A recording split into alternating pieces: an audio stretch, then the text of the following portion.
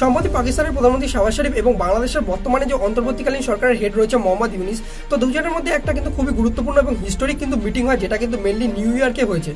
সম্প্রতি এরকম কিন্তু জিনিস দেখতে পাওয়া যায় না, খুবই বিরল জিনিস একদমই বলা যেতে পারে। 2006 সালে এরকম লাস্ট কিন্তু দেখতে পাওয়া গিয়েছিল হচ্ছে কিন্তু বাংলাদেশের ইতিহাসে, যেখানে কিন্তু বাংলাদেশের একটা প্রধানমন্ত্রী অর্থাৎ সিটিং প্রাইম মিনিস্টার পদে অধিষ্ঠিত কোনো ব্যক্তি কিন্তু পাকিস্তানের সাথে কোনো রকম মিটিং করছে। 2006 সালে যেটা হয়েছে সেটা কিন্তু বাংলাদেশের ইতিহাসে কিন্তু প্রথম ছিল স্বাধীনতার পরে, অর্থাৎ 1971 স্বাধীনতার পরে। সেখানে কিন্তু পাকিস্তানে গিয়ে কিন্তু খালেদা জিয়া কিন্তু মিটিং করেছে এবং অনেক কিছু কিন্তু চুক্তি করেছিল পাকিস্তানের সাথে। তবে 2024 যেটা হয়েছে শেখ হাসিনাকে তাড়িয়ে দেওয়ার পর কিন্তু যে মোহাম্মদ ইউনিস কিন্তু নিউ ইয়র্কে গেছে এই কিছুদিন আগে, সেখানে দাঁড়িয়ে কিন্তু পাকিস্তানের যে প্রধানমন্ত্রী ছিল শাহবাজ শরীফ, সে তার সাথে কিন্তু মিটিং হয় এবং সেখানে দাঁড়িয়ে কিছু ডিমান্ড কিন্তু উঠে আসে। এবং ডিমান্ডের মধ্যে খুবই গুরুত্বপূর্ণ কিছু ইম্পর্টেন্ট জিনিস হচ্ছে কি কিন্তু একটা, যে পাকিস্তান কিন্তু এবার ইনভেস্ট করতে চলেছে হচ্ছে কিন্তু বাংলাদেশে। শুনতে অবাক লাগলেও কিন্তু পাকিস্তান কিন্তু ইনভেস্ট করছে কিন্তু বাংলাদেশে, যেখানে কিন্তু মিলিয়ন অফ ডলার কিন্তু ইনভেস্ট করার কথা তারা কিন্তু বলেছে। এবং আরেকটা যেটা গুরুত্বপূর্ণ ইস্যু যেটা হচ্ছে কিন্তু মোহাম্মদ ইউনিসের দ্বারা নেওয়া হয়েছে, সেটা হচ্ছে কিন্তু যে ভারতবর্ষের উপর কিন্তু আরো কিছু কিন্তু প্রতিক্রিয়া দেওয়া, ভারতবর্ষ অ্যান্টি ইন্ডিয়াকে আরো প্রমোট করা, যার মধ্যে কিন্তু সার্কের কিন্তু রিভাইভালিজমের কথা কিন্তু পাকিস্তানের কাছে রাখা হয়েছে। এখানে সার্ক বলতে বলা হচ্ছে কিন্তু south Asian association for regional cooperation, যেটা একটা গ্রুপ যেখানে কিন্তু পাকিস্তান, বাংলাদেশ এবং ভারতবর্ষ, ভুটান, নেপাল এবং কিন্তু আফগানিস্তানের মতো দেশকেও কিন্তু দেখতে পাওয়া যায়। এটা কিন্তু মেনলি 2016 থেকে কিন্তু বন্ধ হয়ে রয়েছে একটা গ্রুপ, যেখানে কিন্তু ট্রেড এবং অন্য বিষয় নিয়ে কিন্তু চুক্তি বা আলোচনা হয় এবং যেখানে কিন্তু নিজেদের যে দেশগুলো রয়েছে, গ্রুপ রয়েছে, তাদের মধ্যে কিন্তু ব্যবসা বাণিজ্য এবং অন্য জিনিসে কিন্তু দেখা হয়। এবং 2016 সালের পর থেকে কিন্তু এই জিনিসটা বন্ধ হয়ে গেছে। ভারতের দ্বারা কিন্তু একটা আরোপ লাগানো হয়েছে পাকিস্তানের উপর যে তারা কিন্তু টেরোরিজমকে প্রমোট করে, তো সেটার জন্য কিন্তু বন্ধ হয়ে গেছে। তবে এটা নিয়ে কিন্তু এবার কিন্তু মোহাম্মদ ইউনিস কিন্তু নাড়া দিয়েছে যে এইটাকে কিন্তু রিভাইভ করতে হবে, যেখানে দাঁড়িয়ে কিন্তু তার বক্তৃতা হচ্ছে কিন্তু যে ভারতবর্ষ যেখানে G20 মতো জায়গায় কিন্তু রয়েছে এবং আরেকটা যেটা ব্রিক্স কান্ট্রি রয়েছে তাদের সাথে কিন্তু ট্রেড করছে, সেই জায়গায় দাঁড়িয়ে কিন্তু বাংলাদেশ নিজেকে আপগ্রেড করতে চাইছে, এই জিনিসটাকে কিন্তু আনতে চাইছে। তো পাকিস্তানের সাহায্য এর জন্যই তারা কিন্তু চাইছে। এবং আরেকটা দিকে যেটা হচ্ছে কিন্তু ভারতবর্ষের এই জিনিসগুলো কিন্তু চিন্তা হয়ে দাঁড়াচ্ছে, তার মেন কারণ হচ্ছে কিন্তু অ্যান্টি ইন্ডিয়াকে আরো বেশি প্রমোট করা হচ্ছে কিন্তু বাংলাদেশের দ্বারা। যেখানে যদি আমরা কথা বলি 2006 সালে যেটা হয়েছিল সেটাকে কিন্তু ভারতবর্ষের সাথে কিন্তু সেখন কিন্তু সম্পর্কটা ছিল, অর্থাৎ কিন্তু খালেদা জিয়া যখন ছিল সেই জায়গাটায় দাঁড়িয়ে কিন্তু ভারতবর্ষের সম্পর্ক মেনটেন করেছে এবং পাকিস্তানে গেছে, সেইটা কিন্তু একটা আলাদা টপিক ছিল, যেখানে দাঁড়িয়ে কিন্তু ভারতবর্ষ বুঝতে পারতো ব্যাপারটা যে বাংলাদেশে কি হচ্ছে এবং কি না হচ্ছে। এই জায়গাটাতে দাঁড়িয়ে কিন্তু এখন প্রেডিক্ট করা খুবই ডিফিকাল্ট ব্যাপার হয়ে দাঁড়াচ্ছে ভারতবর্ষের জন্য কিন্তু আমাদের মনে হয়। তার কারণ হচ্ছে কিন্তু পাকিস্তানে কি করতে চাইছে, এক হচ্ছে কি কিন্তু পাকিস্তান কিন্তু তার রিলেশনকে কিন্তু বিল্ড করতে চাইছে, দুই হচ্ছে কিন্তু বাংলাদেশ কিন্তু নিজে চাইছে এবার কিন্তু পাকিস্তানের দিকে ঝুঁকতে, যেখানে দাঁড়িয়ে কিন্তু প্রত্যেকটা ইন্ডিভিজুয়াল মানুষ কিন্তু চাইছে কিন্তু ঝুঁকতে। যেই জিনিসটা কিন্তু 2006 সালে যখন ছিল খালেদা জিয়া, সেই জিনিসটা কিন্তু এতটা পরিমাণে ছিল না, যেখানে কিন্তু অ্যান্টি ইন্ডিয়াকে এত বেশি প্রমোট করা হচ্ছিল খালেদা জিয়ার দ্বারা।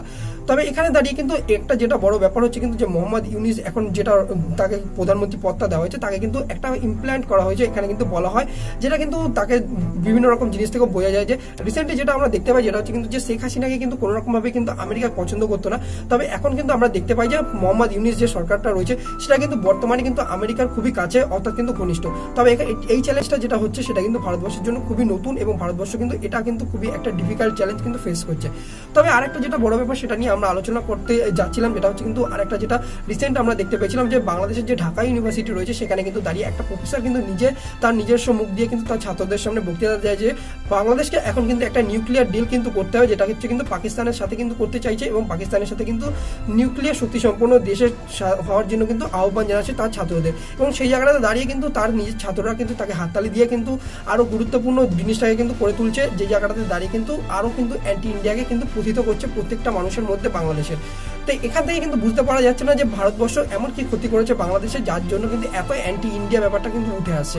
তো এখানে দাঁড়িয়ে কখনোই কিন্তু আমাদের মনে হয় না যে ভারতবর্ষ কিন্তু এমন কোনো ক্ষতি করেছে, তার কারণ হচ্ছে কিন্তু ভারতবর্ষ কিন্তু বাংলাদেশকে অনেক দিক থেকে কিন্তু হেল্প করে। আর একটা যেটা বড় ব্যাপার হয়ে দাঁড়াচ্ছে যে এই ব্যাপারগুলোর মাঝখানে ভারতবর্ষ কিন্তু চ্যালেঞ্জ আরো বেশি বেড়ে যাচ্ছে, কারণ হচ্ছে কিন্তু ভারতবর্ষের সব থেকে বড় কিন্তু বাউন্ডারি হচ্ছে কিন্তু বাংলাদেশের সাথে লাগে এবং সব থেকে কাছের কিন্তু নেইবার কিন্তু হচ্ছে কিন্তু বাংলাদেশ। যদি চায়নার কথা বলি, চায়না কিন্তু ভারতবর্ষের জন্য কিন্তু একটা বড় থ্রেট হয়েও দাঁড়ালেও কিন্তু চায়নার থ্রেটটা কিন্তু ভারতবর্ষ কিন্তু রিকভার করে নিতে পারছে, তার কারণ হচ্ছে কিন্তু চায়নার থ্রেটটা ভারতবর্ষ কিন্তু সেখানে কিন্তু বুঝতে পারে, চায়না কিন্তু এই জিনিসগুলো করতে চলছে। তো চায়নার ব্যাপারটা কিন্তু অনেকটা পরিমাণে কিন্তু ভারতবর্ষ হ্যান্ডেল করতে পারছে এবং এই জায়গাটাতে দাঁড়িয়ে কিন্তু চায়না একাই শুধুমাত্র। তবে এই জায়গাটাতে দাঁড়িয়ে কিন্তু এখন বাংলাদেশের ক্ষেত্রে কিন্তু শুধুমাত্র বাংলাদেশ নেই, এই জায়গাটাতে দাঁড়িয়ে কিন্তু পাকিস্তান, বাংলাদেশ এবং বাংলাদেশের নিজস্ব মানুষ, সাথে কিন্তু আমেরিকা রয়েছে। তবে এই ব্যাপারটাই হচ্ছে কিন্তু বাংলাদেশকে কিন্তু অনেকটা পরিমাণের কিন্তু পিছনের দিকে নিয়ে যেতে পারে। এই কারণ হচ্ছে কিন্তু সবাই সবার নিজের ইন্টারেস্টে কাজ করছে এবং বাংলাদেশ কতটা নিজের ইন্টারেস্টটাকে বার করে নিতে পারবে সেটাই দেখার বিষয় ভবিষ্যতের জন্য। এবং আরেকটা যেটা বড় ব্যাপার, ভারতবর্ষের যে এক্সটার্নাল অ্যাফেয়ার্স মিনিস্ট্রি রয়েছে তারা কিন্তু অবশ্যই ব্যাপারটাকে খুব গুরুত্বপূর্ণভাবে দেখেছে। এবং আরেকটা যেটা বড় ব্যাপার হয়ে দাঁড়াচ্ছে যে ভারতবর্ষের জন্য, যে ভারতবর্ষ হয়তো সামনের দিকে দেখা যেতে পারে যে পারা যাবে যে অনেকটা আরো বেশি সফট অ্যাপ্রোচ কিন্তু নিচ্ছে বাংলাদেশের জন্য। তো সেটা নিয়ে আমি খুবই বেশি আশ্চর্য হব না। তার কারণ হচ্ছে কিন্তু যখন কিন্তু কোনো জিনিস বোঝা না যায় তখন সেখানে কিন্তু মাথা নত করে চলাটাই বেটার হয়। এবং ভারতবর্ষ সেই সব জিনিস হ্যান্ডেল করার জন্য কিন্তু খুবই গুরুত্বপূর্ণ দেশ। কারণ আমরা জানি যে যখন কিন্তু ঠান্ডা লড়াই চলছিল তখনও কিন্তু এরকম টাইপের জিনিস চলছিল, তখন কিন্তু ভারতবর্ষ নিজেকে বাঁচিয়ে নিতে পেরেছে। এবং আমরা জানি যে বাংলাদেশের এরকম টাইপের জিনিস বা যারা বাংলাদেশকে এরকম করার চেষ্টা করছে তাদের জবাব কিন্তু ভারতবর্ষ দেবে সময়ের সাথে সাথে। তো আরেকটা যেটা বড় ব্যাপার সেটা হচ্ছে কিন্তু যে পাকিস্তান লেদার ইন্ডাস্ট্রি এবং আরেকটা যেটা হচ্ছে কিন্তু যে টেক্সটাইল ইন্ডাস্ট্রিতে ইনভেস্ট করবে সেটা কত পরিমাণে সত্যি সেটা নিয়ে আমরা কথা বলি যদি। তো এখানে মেনলি কথা হচ্ছে কিন্তু পাকিস্তানের নিজস্ব কিন্তু কোনো রকম টাকা নেই। আমরা যেখানে কিন্তু ভিডিওটা প্রায় কিন্তু কথা বলে গেলাম যে হচ্ছে কিন্তু যে আমেরিকা সাপোর্ট করছে এখন। এবং তোমরা জানলে অবাক হবে যে রিসেন্টলি কিন্তু পাকিস্তান কিন্তু প্রায় $7 বিলিয়ন মতো IMF বেল আউট প্যাকেজ কিন্তু পেয়েছে। তো এখানে দাঁড়িয়ে কিন্তু একদমই বলা যেতে পারে যে ইউএসএ কিন্তু একদমই সাপোর্ট করবে পাকিস্তানকে, যারা কিন্তু অনেক রকম কিন্তু ইউএসএ কে কিন্তু IMF থেকে লোন পাইয়ে দেবে, WB অর্থাৎ হচ্ছে কিন্তু ওয়ার্ল্ড ব্যাংক থেকে কিন্তু লোন পাইয়ে দেবে। এরকম করে কিন্তু অনেক লোন দিয়ে কিন্তু তারা কিন্তু পাকিস্তানের তরফ থেকে কিন্তু বাংলাদেশে কিন্তু ইনভেস্ট করাতে কিন্তু পারে। অবশ্যই কিন্তু হাস্যকর ব্যাপার হলেও কিন্তু এটা কিন্তু পসিবল, যেটা কিন্তু ভবিষ্যতে দেখতে হবে। দেখা যাক যে ভারতবর্ষ কতটা পরিমাণে ব্যাপারটা হ্যান্ডেল করতে পারে। এবং ভারতবর্ষের জন্য যে চ্যালেঞ্জগুলো ছিল সেগুলো আমি তোমাদের সাথে শেয়ার করলাম। এবং ভিডিও ভালো লাগলে অবশ্যই লাইক শেয়ার করে দেবে। এবং তোমাদের কি মতামত মনে হয় ভারতবর্ষের কি করা উচিত এবং বাংলাদেশ যেটা করছে সেটা বাংলাদেশের জন্য কতটা পরিমাণে ভালো এবং পাকিস্তান কি করতে চায় এই জিনিসগুলো দিয়ে অবশ্যই তোমরা জানাবে। এবং ভিডিও ভালো লাগলে লাইক শেয়ার করে দেবে। তো বন্ধুরা দেখা হচ্ছে তোমাদের সাথে পরবর্তী ভিডিওর আপডেটের সাথে।